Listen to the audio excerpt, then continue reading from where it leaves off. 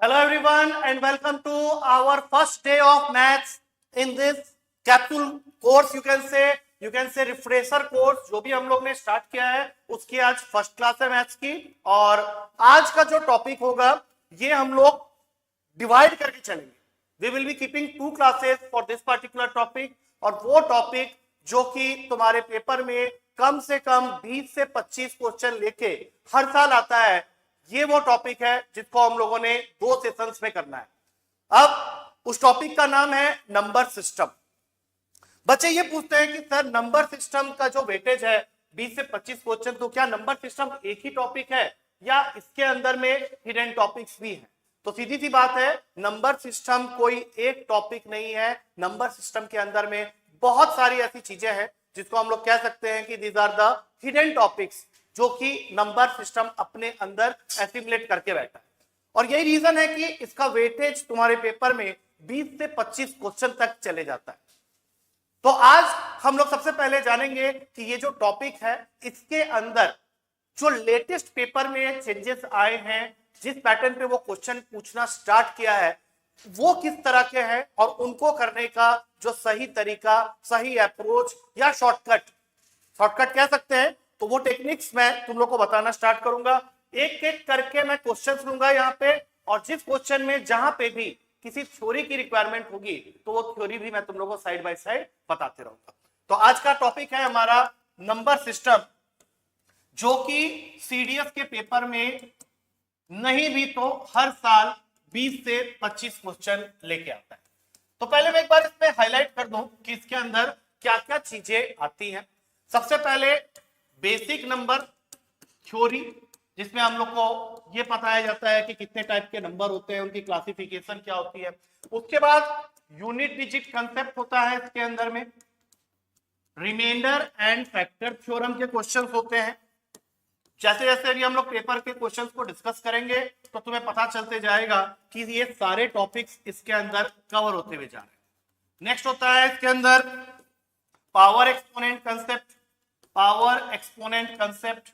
उसके बाद आता है तुम्हारे पास एल्जेब्रिक आइडेंटिटीज के क्वेश्चन, डिविजिबिलिटी क्राइटेरिया, थोड़ा जगह कम पड़ रहा है, मैंने थोड़ा बड़ा फॉन्ट ले लिया है, डिविजिबिलिटी क्राइटेरिया। और फिर इसी के अंदर कहीं ना कहीं बैठा हुआ है एचसीएफ एंड एलसीएम ऑल्सो। तो इन सब के वजह से तुम्हारा ये टॉपिक जो होता है, अब देखो इसके अंदर मैंने 7 चैप्टर्स तो लिख दिए वैसे ही, तो इन सबको मिला के तुम्हारा नंबर सिस्टम बनता है, ये कोई एक चैप्टर नहीं है। तो अब हम लोग क्या करेंगे, एक एक करके क्वेश्चंस देखेंगे और सीखेंगे कि किस तरह से इन क्वेश्चंस को हमें जल्दी करना है। मैं साथ में तुम्हें ईयर भी बताते जाऊंगा कि कहां से उठाए गए हैं ये क्वेश्चंस। तो सबसे पहला क्वेश्चन हमारे 2024 के सेकेंड पेपर का क्वेश्चन आया था 2024 के सेकेंड पेपर में। उसने तुम्हें बोला है difference of the squares of 2 natural numbers m and n। Difference of squares of 2 natural numbers m and n is 72। ये उसने तुमको पहले ही दे दिया है और साथ में ये भी बता दिया है कि m must be greater than n। और क्वेश्चन तुमसे ये पूछ रहा है कि how many pairs of natural numbers are possible, ऐसे कितने पेयर ऑफ नेचुरल नंबर्स होंगे जो कि इस कंडीशन को सेटिस्फाई करेंगे। ऑप्शन में आंसर दिए हुए हैं 3, 4, 5, 6। देखो मैं सारी चीजें लिख लिख के तुमको बता रहा हूं। तुम सोच रहे हो कि अगर स्लाइड होता तो अच्छा होता, लेकिन अगर तुम मेरी बात को ध्यान से सुनोगे तो किसी स्लाइड की जरूरत नहीं पड़ेगी। तो एक बार फिर से क्वेश्चन को रीड करते हैं। तुम्हारे पास 2 नेचुरल नंबर्स हैं m and n, जिसमें m जो है वो n से बड़ा है और m square minus n square की वैल्यू दे रखी है 72। और वो तुमसे पूछ रहा है कि ऐसे कितने pairs of m and n होंगे जो कि इस कंडीशन को सेटिस्फाई करें। तो इसको करने का जो सही अप्रोच है वो क्या है, सबसे पहले A square minus B square की आइडेंटिटी लगा के हम लोग इसको लिख लेंगे m plus N into M minus N equals to 72। अब तुम खुद सोचो कि 72 लाने के लिए जो पॉसिबल पेयर्स बन सकते हैं वो क्या क्या हो सकते हैं। तो सबसे पहले तो 1 और 72 आएगा दिमाग में, उसके बाद आएगा 2 and 36, उसके बाद आएगा 3 and 24, उसके बाद आएगा 4 and 18, उसके बाद आएगा 6 and 12, और आई थिंक इसके बाद और कुछ नहीं आएगा, क्योंकि इसके बाद जो तुम जो भी बोलने वाले हो, अच्छा एक और रहेगा 8 and 9। इसके बाद तुम जो भी बोलोगे वो इसी का रिपीटेशन हो जाएगा। तो अब तुमको क्या करना है, ध्यान से देखो। तुम्हें ये तो पता है कि m प्लस एन हमेशा m माइनस एन से बड़ा होने वाला है, तो एक पॉसिबिलिटी जो बन रही है वो है m प्लस एन 72 और m माइनस एन 1। लेकिन अगर तुम इसको सॉल्व करने की कोशिश करोगे आगे तो तुम्हें m की वैल्यू फ्रैक्शन में मिलेगी जो कि नेचुरल नंबर नहीं हो सकता, तो ये तो पॉसिबिलिटी कट हो गई। अगला m प्लस एन की वैल्यू 36 और mn की वैल्यू m माइनस एन की वैल्यू 2। अगर मैं इसको सॉल्व करता हूं तो यहां से मुझे कुछ कंस्ट्रक्टिव मिलेगा। अगर मैं ऐड कर दूं तो 2m की वैल्यू हो गई 38, m हो गया मेरा 19, और यही 19 अगर मैं यहां पे पुट कर देता हूं तो n की वैल्यू हो जाएगी 17। तो इस पेयर को तो मैं काउंट कर सकता हूं।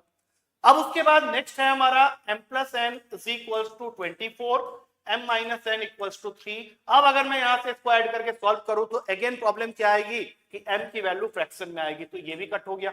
अगली वैल्यू को लेते हैं m plus N is equal to 18, m minus N equal to 4। अब अगर मैं इसको ऐड करता हूं तो यहां से m की वैल्यू प्योर नंबर आ रहा है 11, n आ रहा है 7, तो ये पॉसिबिलिटी को मैं काउंट करूंगा। उसके बाद लास्ट है m प्लस एन को 12 और m माइनस एन को 6। इससे भी मुझे वैल्यू मिल रही है 9 और 3 की। अगर मैं इसको ऐड कर दूं तो m 9 आएगा और n 3 आएगा, तो 3 मिल गया। लास्ट वाला पॉसिबल नहीं होगा क्योंकि वो अगेन फ्रैक्शनल वैल्यू ले रहा है, तो तुम्हारा सही आंसर हुआ 3। आई होप चीजें क्लियर हो गई होंगी, सबको समझ में भी आ गया होगा कि किस तरह से मैंने क्वेश्चन को अप्रोच किया। अगला क्वेश्चन है तुम्हारे पास, ध्यान से देखना, सेम 2024 के सेकंड पेपर का क्वेश्चन है। इसमें तुम्हें दे रखा है, इस तरह के क्वेश्चन काफी पूछे जाते हैं तुम्हारे पेपर में। 111 के पावर में 222, 222 के पावर में 333 और 333 के पावर में 444। ये देखें वो तुमसे पूछ रहा है कि अगर मैं इस सम को डिवाइड करता हूं 5 से तो what will be the remainder. तुम्हें रिमाइंडर बताना है जब तुम इस बड़े सम को 5 से डिवाइड करते हो। तो यहां पे जो ट्रिक तुम्हें लगानी है वो यही है कि हर नंबर का, जैसे अगर तुम यहां पे देखो तो 3 चीजें हैं। एक है 111 के पावर में 222। तुमको देखना क्या है कि जब मैं इसको सॉल्व करता हूं तो इसका यूनिट प्लेस क्या होता है, तो उसके लिए तुम्हें पता होना चाहिए unit place concept. Unit place concept हमें यह सिखाता है कि अगर कोई इवन नंबर है और उसके पावर में मैंने 4 का कोई भी मल्टीपल लिख दिया, मतलब एक ऐसा नंबर लिख दिया जो 4 के टेबल में आता है, तो वो नंबर चाहे जितना भी बड़ा क्यों ना हो हमेशा 6 से ही खत्म होगा। मतलब ऐसे बड़ी सी वैल्यू का यूनिट प्लेस जो होगा वो 6 पे ही खत्म होगा। लेकिन अगर कोई ऑड नंबर है और उसके पावर में मैंने 4 का कोई भी मल्टीपल लिख दिया तो वो हमेशा 1 पे खत्म होगा। अगर तुम्हें इतनी सी बात समझ में आ जाए तो इस तरह के क्वेश्चन को तुम चुटकियों में सॉल्व कर सकते हो, क्योंकि अभी मैं एग्जैक्टली क्या करने वाला हूं, मैं इन सब का यूनिट प्लेस निकालूंगा और उसको ऐड करके देखूंगा कि वो कितना आ रहा है, और वो जो सम होगा अगर वो 5 से डिवाइड हो तो जो रिमाइंडर आएगा वही तुम्हारा फाइनल आंसर होगा। तो यहां पे एक चीज हमेशा याद रखना, 4 नंबर ऐसे होते हैं जो कि अगर 1, 6, 5 और 0 से खत्म होने वाले नंबर के पावर में तुम कुछ भी लिख दो तो वो हमेशा उन्हीं डिजिट से खत्म होगी। अब ये तो बहुत ही कॉमन सेंस सी बात है, 1 के पावर में तुम कितनी भी बड़े नंबर को क्यों ना लिख लो, अगर कोई नंबर 1 से खत्म होता है तो उसके पावर में तुम कुछ भी लिखोगे तो चाहे वो जितना भी बड़ा नंबर क्यों ना हो 1 पे ही खत्म होगा। और उसी तरह से अगर 6 किसी नंबर के यूनिट स्पेस में आ रहा है और उसके पावर में एक बहुत बड़ा सा नंबर भी लिखा हुआ है तो भी चाहे वो कितना भी बड़ा नंबर क्यों ना हो वो 6 पे खत्म होगा। और सेम वैलिड होता है 5 के लिए भी और 0 के लिए भी। तो अब तुम्हें ये देखना है कि यहाँ तो 111 के पावर में 222 है तो ये तो 1 पे ही खत्म होगा। अगला वाला को देखने के लिए तुम्हें पहले डिसाइड करना पड़ेगा। देखो 222 जो है वो एक इवन नंबर है, लेकिन 333 जो कि उसके पावर में है वो 4 का मल्टीपल नहीं है, और 4 का मल्टीपल है या नहीं या 4 से डिविजिबल है या नहीं ये जानने के लिए तुम्हें सिर्फ आखिरी के 2 डिजिट्स देखने होते हैं। तो आखिरी के 2 डिजिट्स है या 33, तो तुमको अगर ये जानना है कि ये किस प्लेस पे खत्म होगा, मतलब 222 के पावर में अगर 333 लिखा है तो इस नंबर का आफ्टर एक्सपेंशन यूनिट प्लेस क्या होगा, तो फिर इसका कैलकुलेशन थोड़ा साइड में कर लो। सबसे पहले तो एक ऐसा नंबर लिखो जो उसके सबसे नियरेस्ट है और 4 के टेबल में आता है। ऑफ कोर्स वो वैल्यू है 332। अब इसको मल्टीप्लाई करेंगे 222 से सो दैट ये बिकम 333।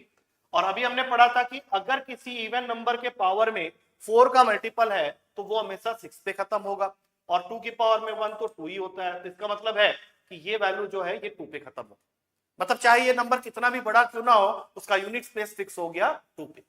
अब आते हैं 333 के पावर में 444। अब देखो सीधी सी बात है, 333 एक ऑड नंबर है और 444 जो है वो 4 के टेबल में आने वाला नंबर है, तो जाहिर सी बात है कि एनी ऑड नंबर के पावर में अगर 4 का मल्टीपल है तो वो तो 1 पे ही खत्म होगा। अब इस पूरे सम को अगर मैं डिवाइड करता हूं 5 से तो रिमाइंडर क्या आएगा, ये क्वेश्चन था, तो 4 तो 5 से डिवाइड होगा ही नहीं, तो सीधी सी बात है कि रिमाइंडर इस केस में आएगा 4।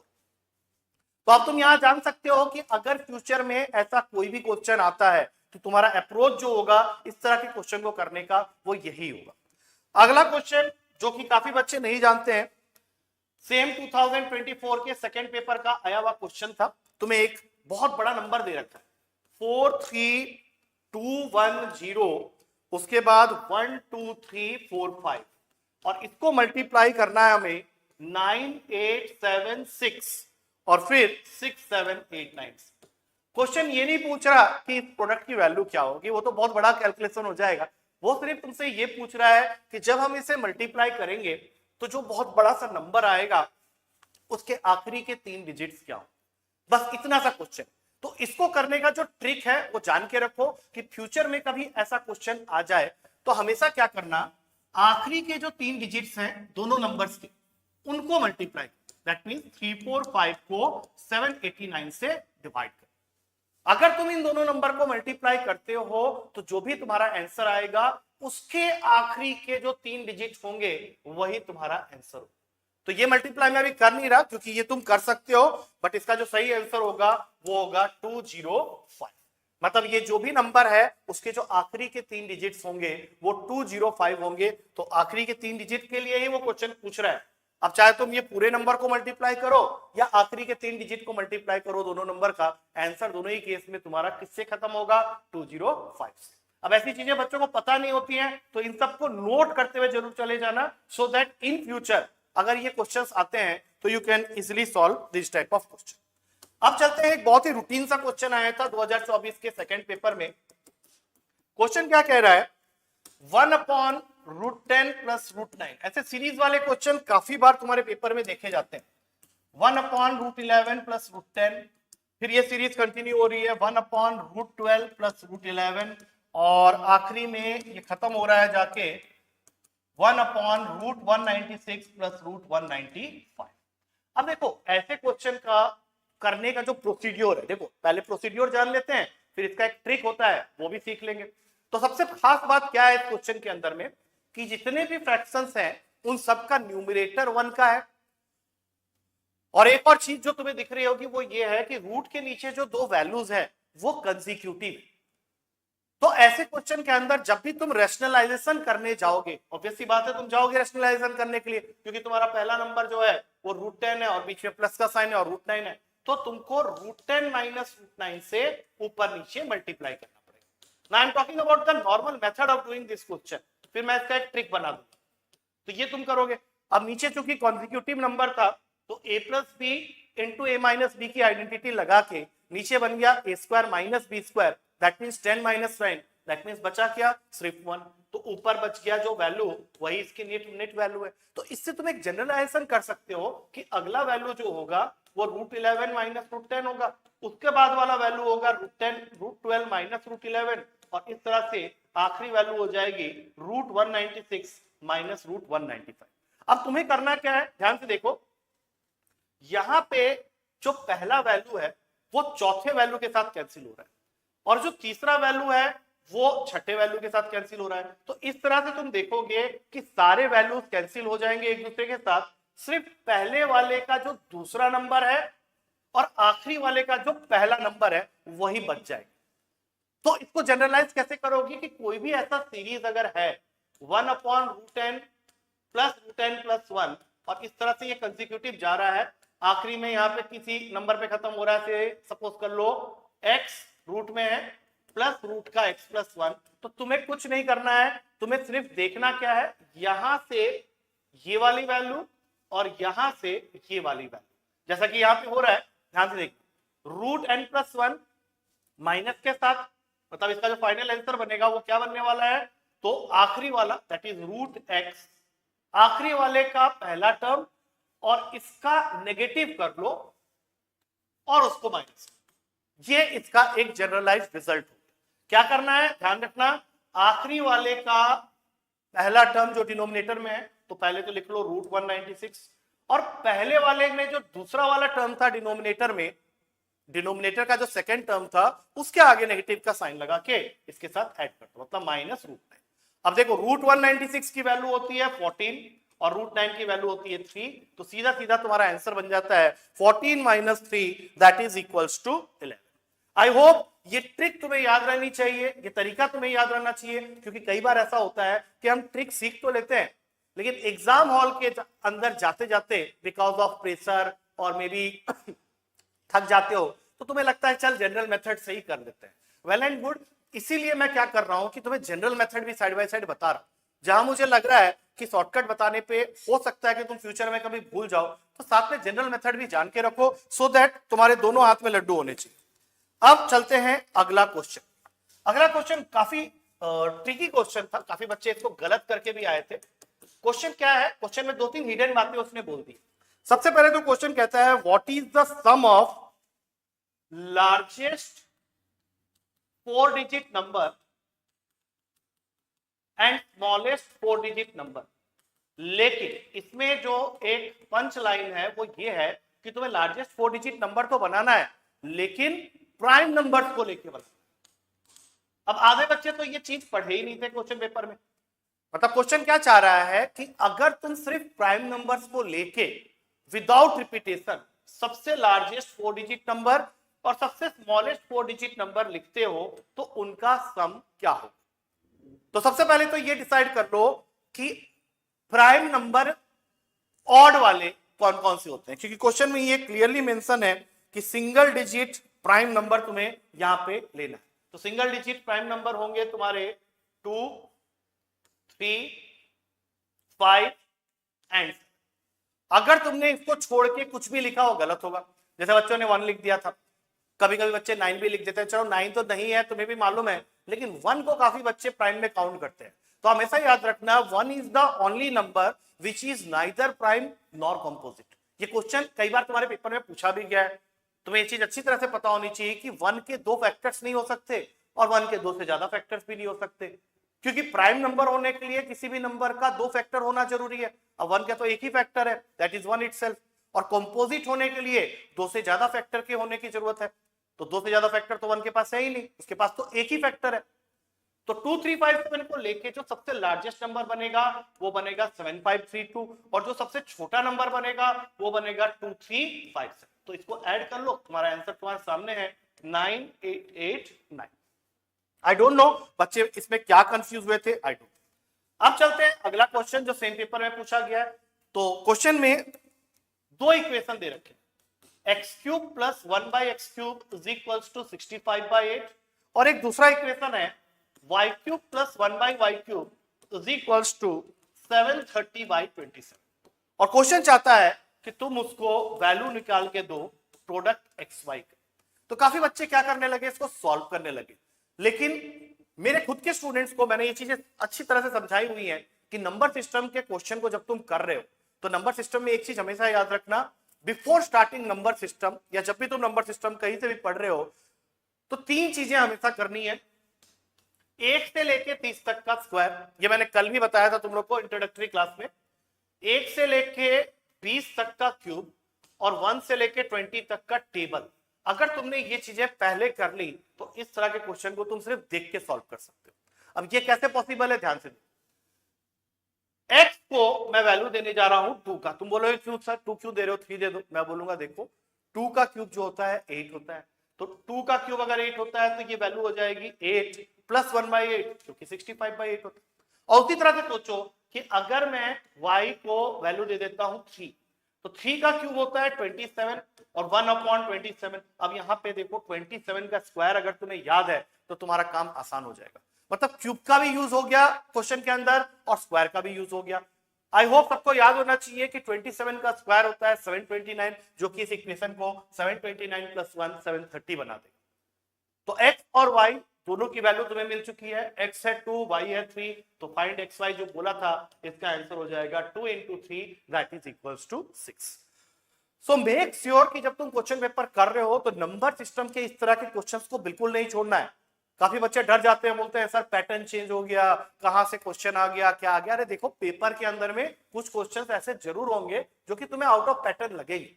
जैसे अगर मैंने 20 से 25 क्वेश्चन कहा है तो उसमें से हो सकता है कि 4 से 5 क्वेश्चन ऐसे हो जो कि तुम्हें वहां करते समय दिक्कत करे, बट मैक्सिमम क्वेश्चन सॉल्व हो जाते हैं। वही मैं दिखाने की कोशिश कर रहा हूं, तभी मैं एक ही पेपर के क्वेश्चन को अभी कर रहा हूं, 2024 के सेकंड पेपर के ही सारे क्वेश्चन है, और आई थिंक अभी तक हमने 5-6 क्वेश्चन कर रही हैं। अब आगे बढ़ते हैं इसी लिस्ट को। अगला क्वेश्चन है 11x plus 5y, ये भी सेम पेपर का ही क्वेश्चन है। वो बोल रहा है कि it is a prime number, वो बोलता है it is a prime number, और x और y जो है that belongs to natural number, और क्वेश्चन चाहता है कि तुम उसको बताओ what is the minimum value of x plus Y, minimum value of x plus Y निकालना है। ऑप्शंस तुम्हें यहां दे रखे हैं 3, 4, 5, 6। तो ऐसे क्वेश्चन में बच्चे को पहले ये पता होना चाहिए एग्जैक्टली कि प्राइम नंबर होता क्या है। तो मैं वो पहले ही बता चुका हूं, तुम में से बहुत लोगों को पता भी होगा कि प्राइम नंबर उन नंबर्स को कहते हैं जिसके सिर्फ और सिर्फ 2 फैक्टर होते हैं।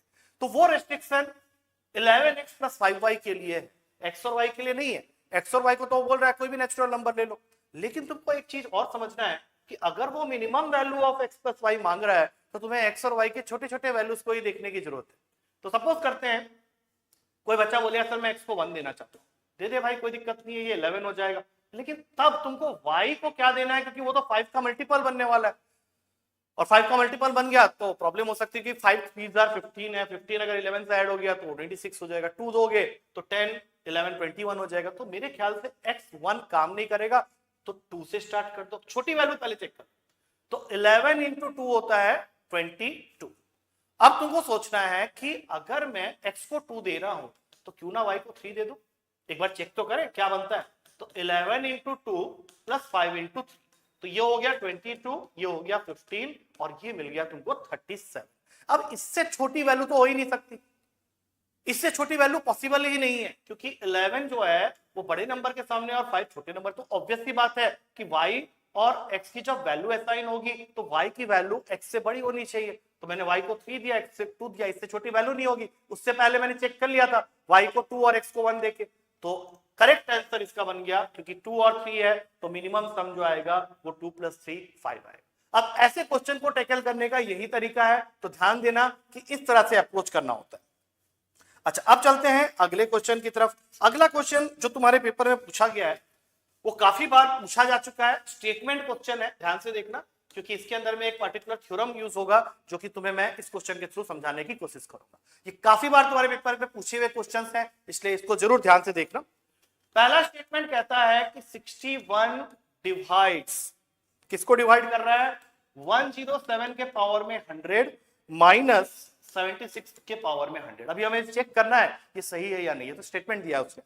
और दूसरा स्टेटमेंट है 100 डिवाइड्स 67 के पावर में 5 प्लस 33 के पावर में 5। अब ऐसे क्वेश्चंस के जो ऑप्शंस होंगे वो किस तरह के होंगे तुम्हें पता ही है। ए का मतलब होगा ओनली 1 इज करेक्ट, बी का मतलब होगा ओनली 2 इज करेक्ट, सी का मतलब होगा बोथ 1 and 2 इज करेक्ट, और डी का मतलब होगा कोई भी सही नहीं है, नाइदर 1 nor 2 इज करेक्ट। तो आप सबसे पहला काम क्या करोगे ऐसे क्वेश्चन के लिए कि जो बेस में नंबर दिख रहा है उनको पहले सब्ट्रैक्ट कर। तो अगर तुम इसको सब्ट्रैक्ट करते हो तो ये तुम्हें क्या दे रहा है, पहले देखो एक बार, ये तुमको दे रहा है 31।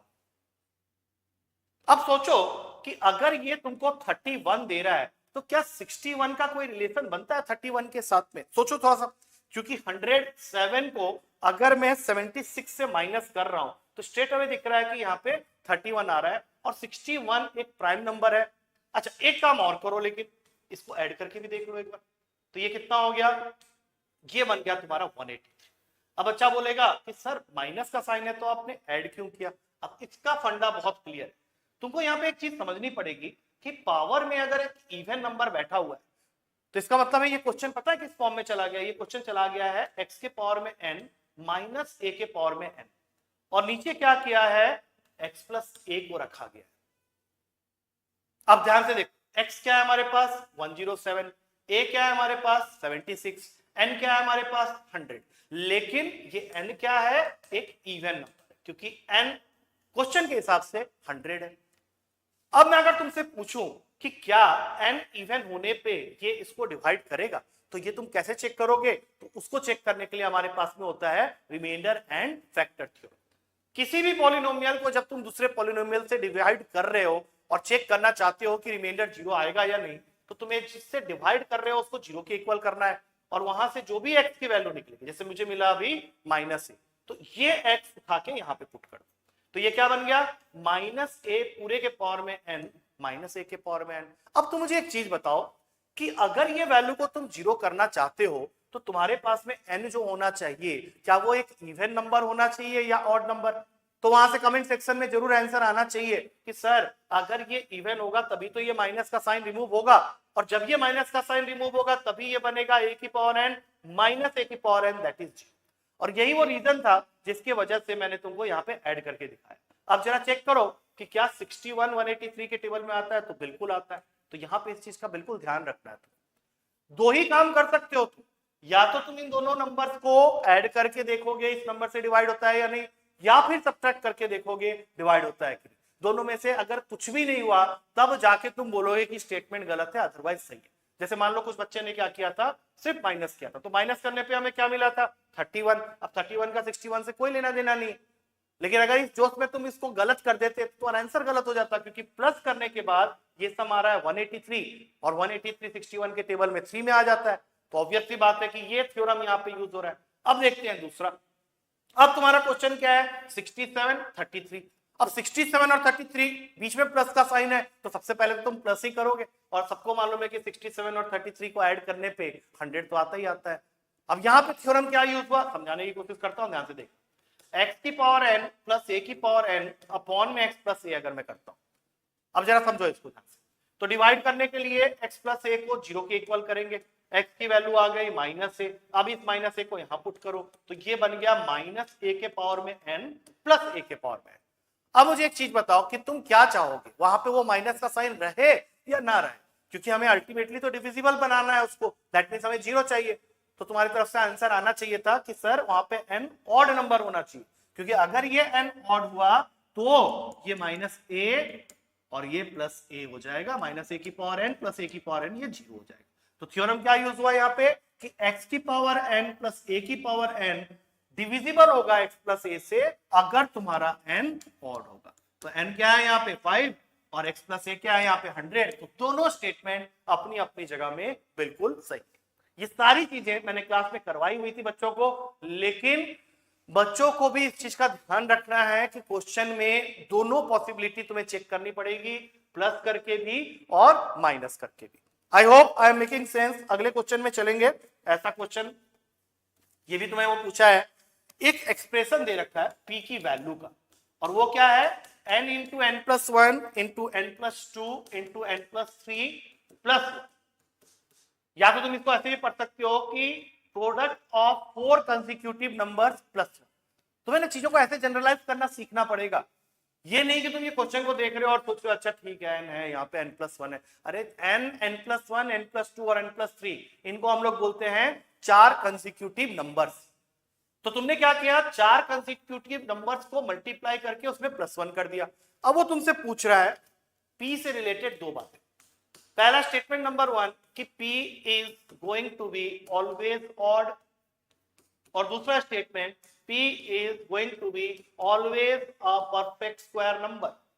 तुमको ये समझाना है, ये आंसर देना है कि क्या ये दोनों बातें सही हैं, या सिर्फ पहली बात सही है, या सिर्फ दूसरी बात सही है, या दोनों में से कोई भी बात सही नहीं है। तो इन सब क्वेश्चंस को करने का जो बेस्ट तरीका होता है, तुम n को नेचुरल नंबर दे दो। सपोज मैंने दे दिया 1। अब ये 1 अगर तुम यहां पुट करते हो, यहां पुट करते हो, यहां पुट करते हो और यहां भी पुट करते हो, तो they are going to be 1 into 2 into 3 into 4 plus.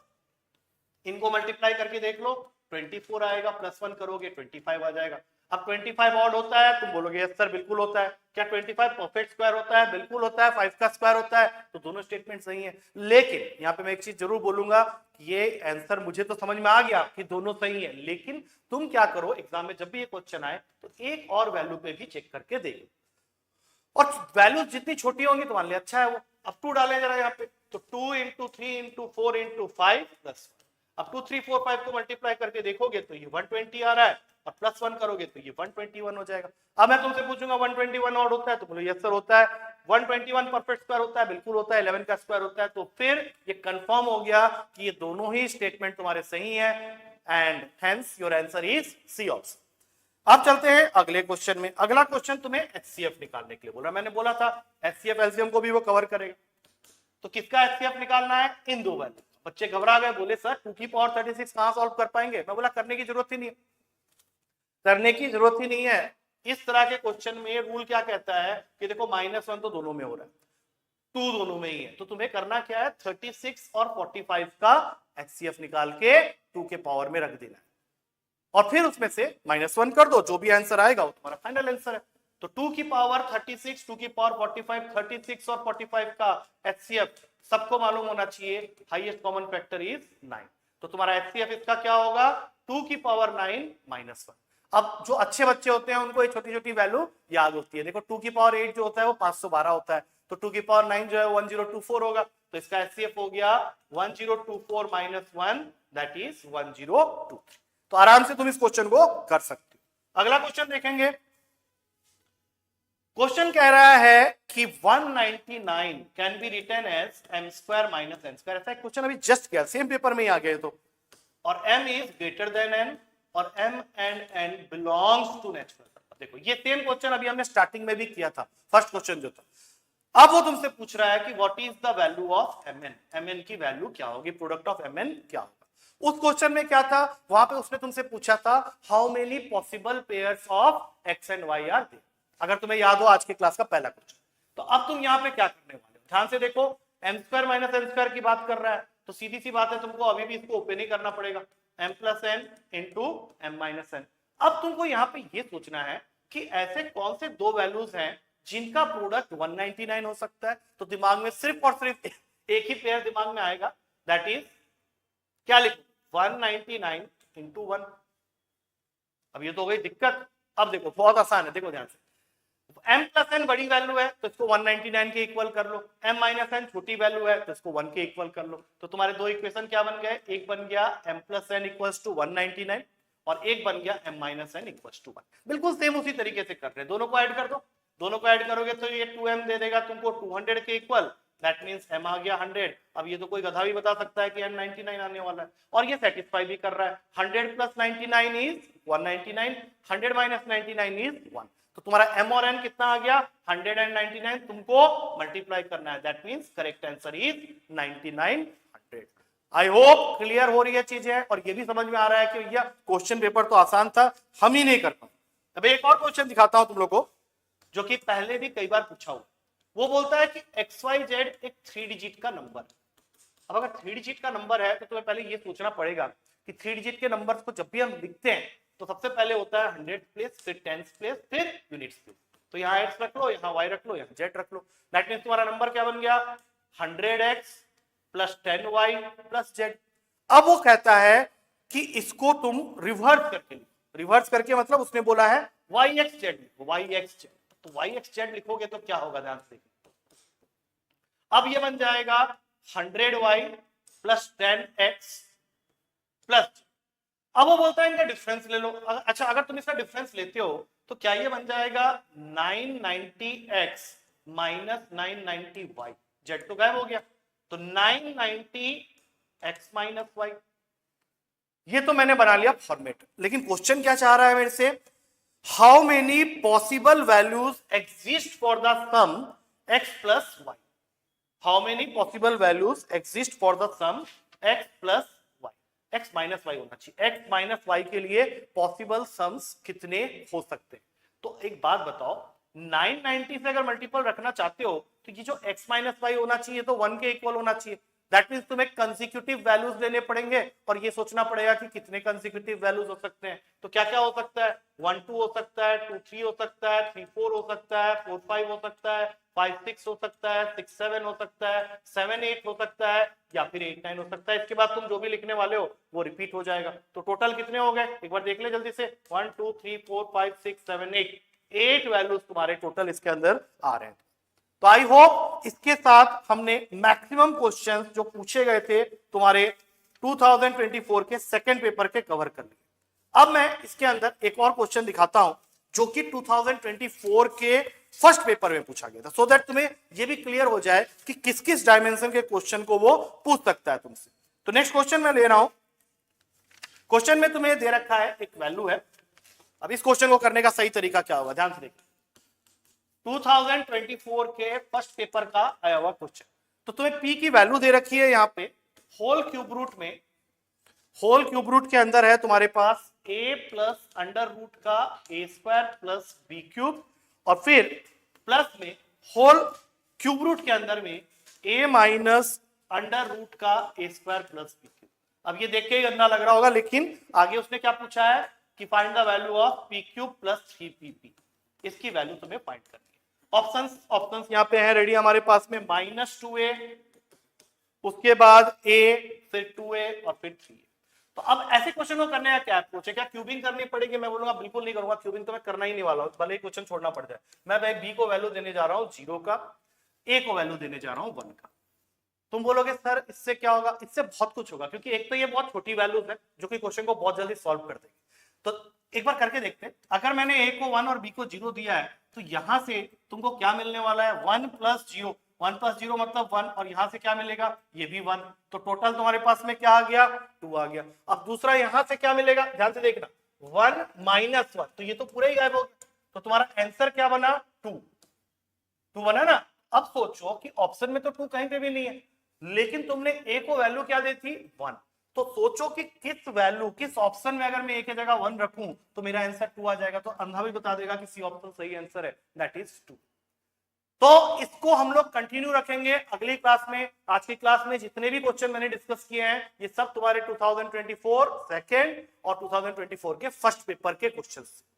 तो आने वाले सेशन के अंदर में और भी लेटेस्ट पेपर के जो क्वेश्चंस के कंसेप्ट है वो बताऊंगा, साइड बाय साइड थ्योरी भी बताते रहूंगा, जिससे कि तुम्हारा अगला पेपर जो होने वाला है 13 तारीख को उसको तुम बेहतरीन कर सको। तो जस्ट मेक श्योर कि तुम नंबर सिस्टम को अच्छी तरह से करके जा रहे हो। 20 से 25 क्वेश्चन कैरी करता है ये, टॉपिक वाइज का वेटेज मैं तुम्हें बता चुका हूं, तो अच्छे से करना है और ये सारी चीजों को सीख के रिवाइज करके जा, so that you can do maximum number of questions from this particular topic. कल मिलते हैं